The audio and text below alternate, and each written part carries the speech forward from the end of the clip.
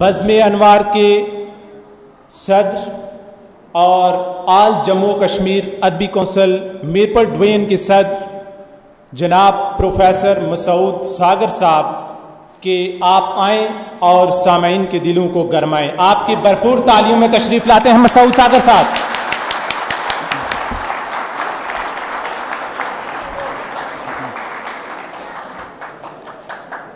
मीरे मुशायरा की इजाज़त से सर एक गीता है और मेरी चूँकि खातून खाना यहाँ मौजूद हैं तो ये मैंने इनके लिए लिखा था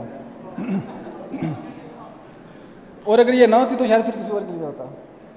मेरी आँखों की थकन पर तेरी पोरों का लम्स, आँखों की थकन पर तेरी पोरों का लम्स, अब कहाँ होश में आऊँगा जो कुछ सूझेगा। तुमने आँखों पे मेरी हाथ जो आ रखे हैं। गज़ल के दो शेर।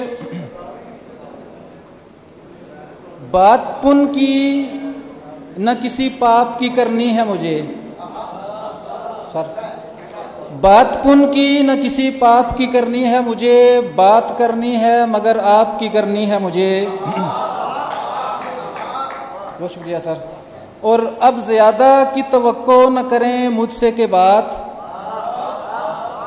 अब ज़्यादा की तवक्को न करें मुझसे के बात, आप जितने हैं उसी माप की करनी है मुझे।